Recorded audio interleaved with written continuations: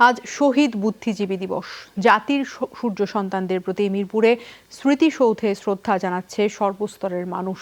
বিভিন্ন রাজনৈতিক, সামাজিক, সাংস্কৃতিক সংগঠনের ফুলে ফুলে ভরে উঠেছে স্মৃতিসৌধের বেদি। বুদ্ধিজীবী দিবসে ধানমন্ডিতে জাতির পিতার প্রতিকৃতিতেও ফুল দিয়ে শ্রদ্ধা জানানো হয়েছে। সাম্প্রদায়িক অপশক্তির বিষবৃক্ষ উৎপাটনে সবাইকে ঐক্যবদ্ধ হওয়ার আহ্বান আওয়ামী লীগের। আর কথা, বাক স্বাধীনতা সহ রাজনৈতিক অধিকারের দাবি বিএনপির। জাতির শ্রেষ্ঠ সন্তানদের প্রতি আনত মস্তকে শ্রদ্ধা নিবেদন। ভোরে রাষ্ট্রপতি ও প্রধানমন্ত্রীর পক্ষ থেকে মিরপুর শহীদ বুদ্ধিজীবী স্মৃতিসৌধে ফুল দিয়ে শ্রদ্ধা জানানো হয়।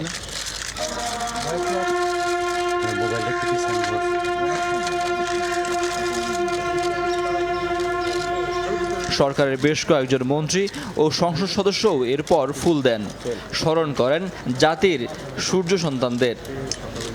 এরপর ৭১-এর যুদ্ধাহত মুক্তিযোদ্ধারা শ্রদ্ধা জানান শহীদ বুদ্ধিজীবী স্মৃতিসৌধে।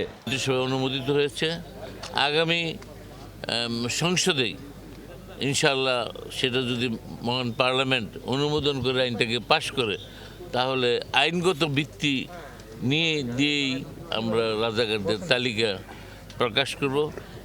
বুদ্ধিজীবী দিবসে আওয়ামী লীগ সহ সহযোগী সংগঠনের নেতাকর্মীরা ফুলেল শ্রদ্ধা জানান। এরপর সাম্প্রদায়িক অপশক্তির বিরুদ্ধে রুখে দাঁড়ানোর ঘোষণা দেন তারা। আমাদের শপথ হবে, এদের যে বীজ বৃক্ষ এখনো ডালপালা বিস্তার করে আছে, এই বীজ বৃক্ষকে শেখ হাসিনার নেতৃত্বে আমরা সমূলে উৎপাদিত করব।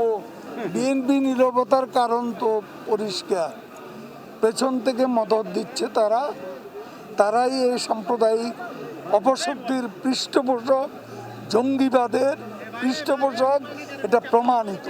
আমাদেরকে আরও সজাগ থাকতে হবে এবং আমাদের এই সংগ্রাম চালিয়ে যেতে হবে যতদিন না আমরা এই সাম্প্রদায়িক শক্তি, মৌলবাদী শক্তিকে বাংলাদেশ থেকে সম্পূর্ণরূপে নিশ্চিহ্ন করতে পারি। এদেরকে আর বাংলাদেশে মাথাচাড়া দিয়ে উঠতে দিব না। স্মৃতিসৌধে বুদ্ধিজীবীদের প্রতি সম্মান জানান বিএনপির কেন্দ্রীয় নেতারা। এ সময় নেতাকর্মীরাও তাদের সাথে ছিলেন। শপথ গ্রহণ করব যে মুক্তিযুদ্ধের যে চেতনা, গণতন্ত্র, সেই গণতন্ত্রকে প্রতিষ্ঠার জন্য, জনগণের মুক্ত চিন্তার জন্যে, তার মত প্রকাশের স্বাধীনতার জন্যে আমরা অবশ্যই গণতান্ত্রিক আন্দোলনের মধ্যে দিয়ে একটি সত্যিকার অর্থেই একটি জনগণের সরকার প্রতিষ্ঠা করবো ইনশাআল্লাহ। জাতীয় পার্টির পক্ষ থেকেও স্মরণ করা হয় জাতির সূর্য সন্তানদের। শোষণমুক্ত এবং নির্যাতন, বৈষম্য মুক্ত একটি বাংলাদেশ তৈরি, এই সংগ্রামে এখনও আমরা শেষ পর্যন্ত আসতে পারিনি। এটা অর্জনের জন্য আমাদের সামনের দিকে আরও অনেক সংগ্রাম চালিয়ে যেতে হবে। এরপর সর্বস্তরের মানুষের শ্রদ্ধা, ভালোবাসায় ভরে ওঠে বুদ্ধিজীবী স্মৃতিসৌধের বেদি। এই বুদ্ধিজীবীরা যদি শহীদ না হতেন, তাহলে আজকের বাংলাদেশ যে অবস্থানে আছে, সেই অবস্থানের আরও পূর্বেই, অনেক পূর্বেই, তার অর্ধেক সময় বা 1/3 সময় পূর্বেই বাংলাদেশ আজকের এই অবস্থানে পৌঁছতে পারত। শহীদের রক্তস্নাত বাংলাদেশ গত 49 বছরে অর্থনীতি, শিক্ষায় অনেকটা এগিয়ে গেছে। তবে 14 ডিসেম্বরের শহীদরা যদি দেশ গঠনে ভূমিকা রাখার সুযোগ পেতেন, তবে নিশ্চিত করে বলা যায় আরও অনেক দূরে এগিয়ে যেত বাংলাদেশ। এর আগে শহীদ বুদ্ধিজীবী দিবসে ধানমন্ডির 32 নম্বরে জাতির পিতার প্রতিকৃতিতে প্রধানমন্ত্রীর পক্ষ থেকে ফুল দেওয়া হয়। সরকারের মন্ত্রী, সংসদ সদস্য এবং নেতাকর্মীরা শ্রদ্ধা জানান।